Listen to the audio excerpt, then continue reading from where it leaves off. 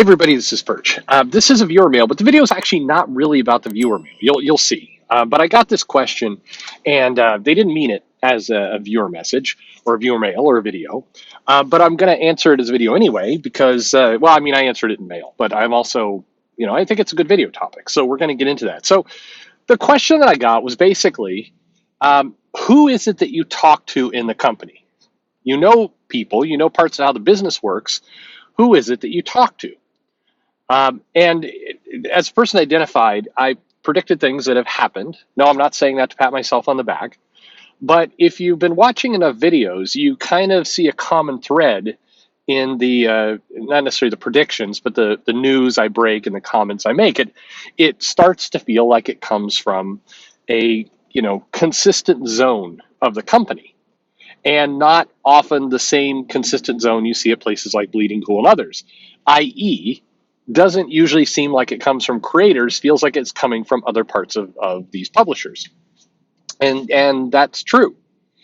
So in terms of the people I talk to, no, I'm not going to name names, but I talk to a decent amount of people within marketing, within distribution, within licensing, with some of these auxiliary groups. I also do have contacts, relationships with editors and with creators and others.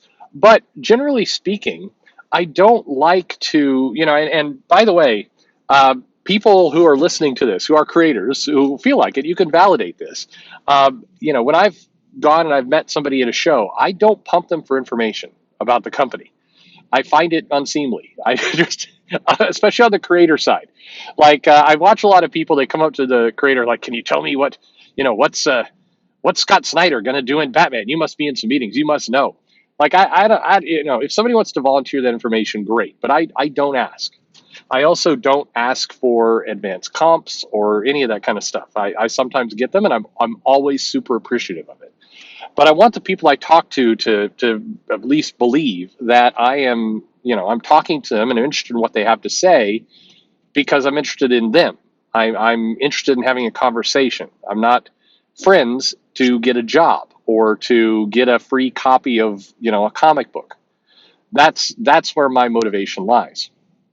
And so you do see that when I talk about different things I'm hearing from the company and different ways things are going, you'll notice it's not breaking, comic news. Not well, it's comic news, but it's not like this is where Deadpool's going to show up next month. It's nothing like that. Now I realize that most of you listening probably care a whole lot more about that than the inner workings of parts of a company. I find it an interesting perspective, and it's not always one I can communicate out well, but it helps to understand kind of some of the boring reasons why certain things happen.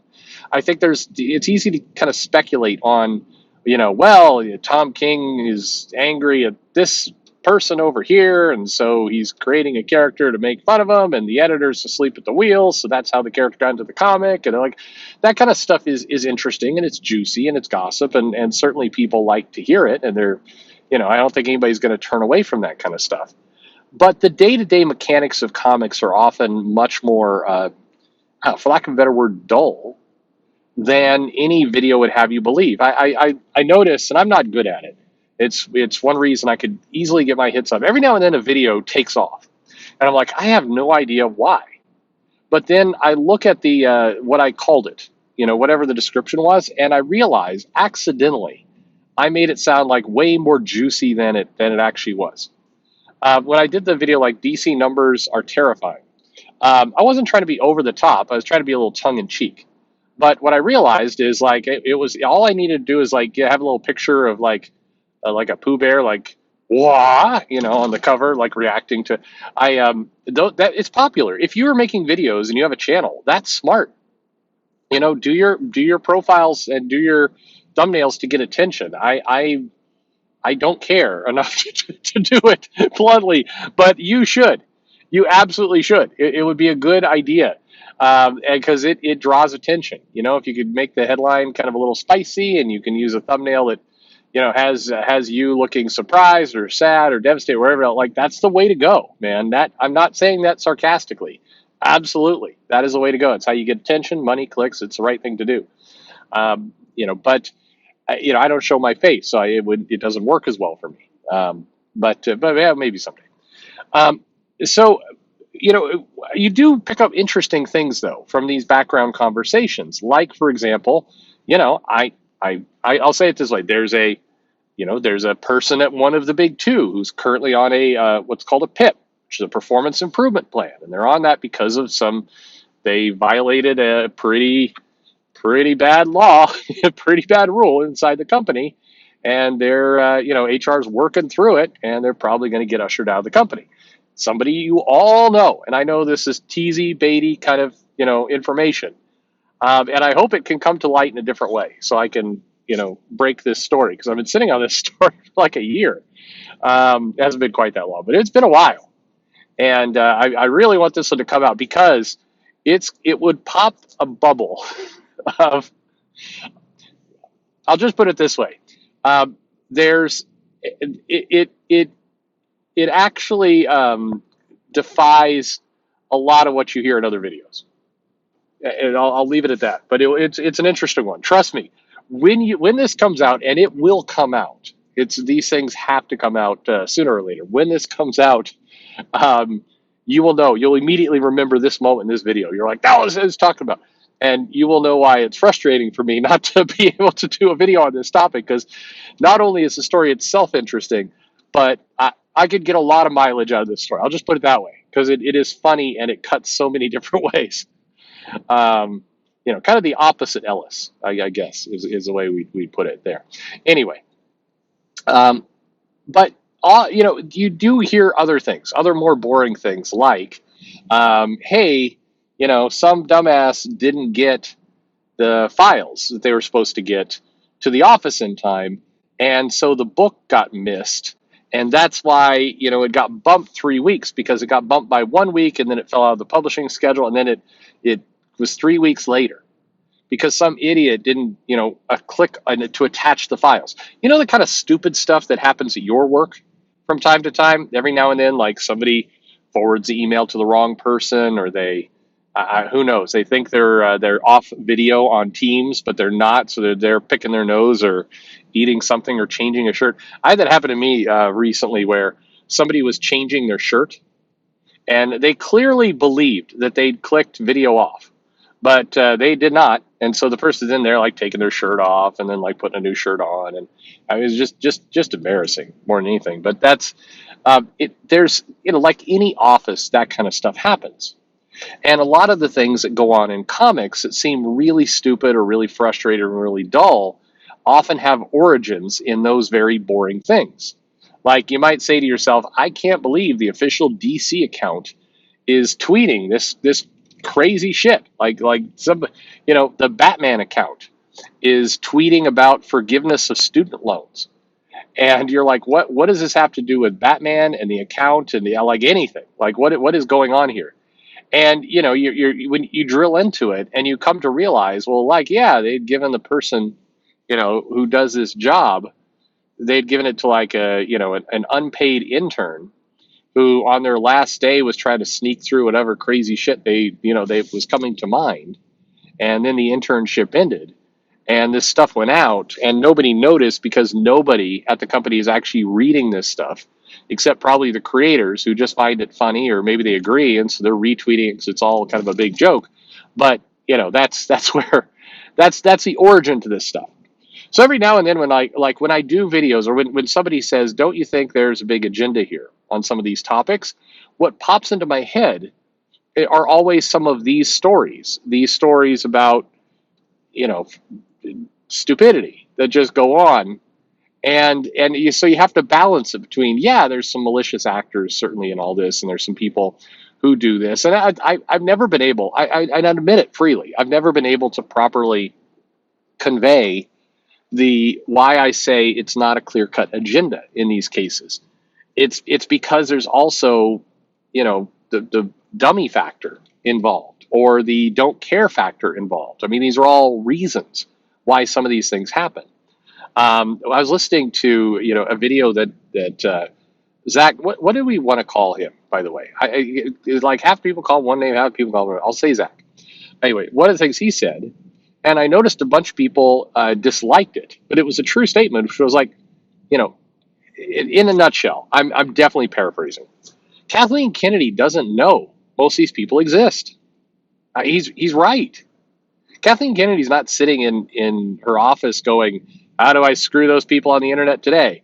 Like that. That's like the furthest thing. She just doesn't know, which I think is as a whole arguably worse, because when you're managing a brand or you're managing your portfolio, you should have a good connection to your customers. You should have a good idea of what they want and what's bothering them, and what's going on. That's part of the game.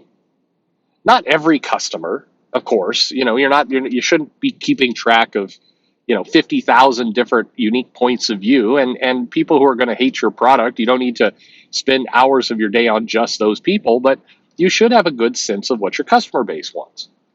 But it's not uncommon for things, especially inside of a big corporation. They get so big, they get so popular, it's the too big to fail, and that they don't.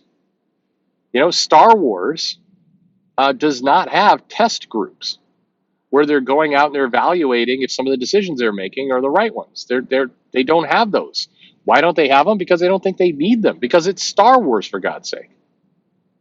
That's and by the way, I'm sure some pieces of Star Wars does have test groups. I'm using that as a kind of example out of my butt. But it is, do you think that Marvel Comics are out there trying to? And again, I hear this story from people inside marketing, inside distribution. I've heard stories of people who have said that they proposed at Marvel that they do some focus group testing.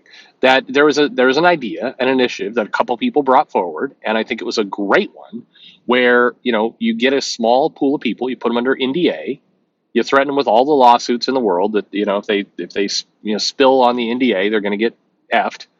And you basically, when you go out and you get a pitch from a writer, you're an editor and you get a pitch, that you go to this this advisory group that you've set up, and you say, here's the pitch we got. Like, I'll give you a real world example. I know I'm about to cross over to DC. I was saying Marvel, but so let's say you're Dan Didio, and let's say you go to Jeff Thorne and you say, I'd like a pitch for Green Lantern, and he says, here's kind of some of my ideas.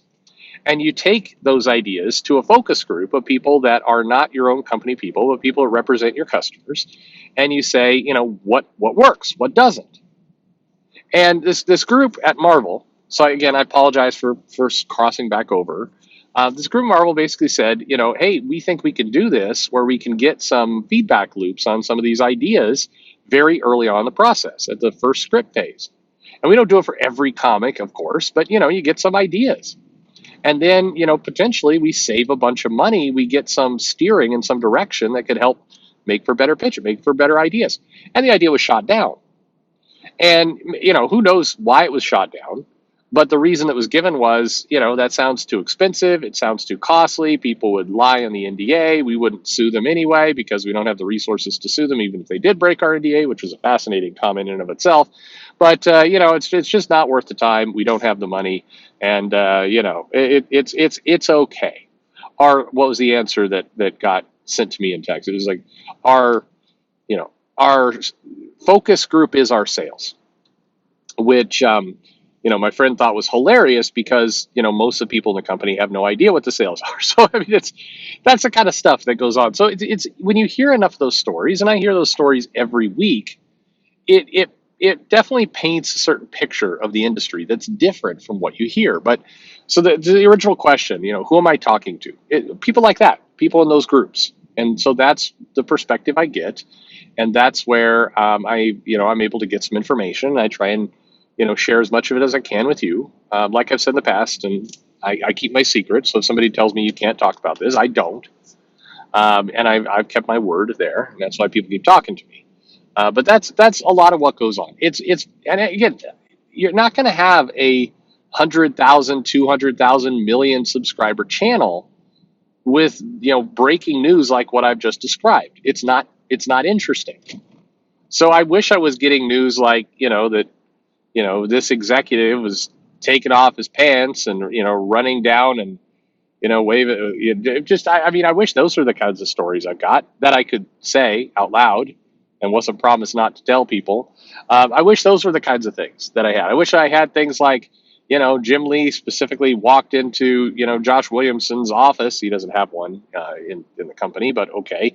In this fictional world, we pretend he does. And, Jim Lee's like, I'm going to need you to make all the characters gay because we need some of those credits and our score is dropping. So make them all gay. It's starting with the Flash. He's going to run so fast. He's going to tap into the gay force and then he's going to be gay. Like I wish those are the stories. If I had those kinds of stories, I could be that super popular channel, but those aren't the stories I hear. And, you know, I, I don't know. That's the stuff we reserve for when Joe and I do crazy pitches. So that's, that's the answer there.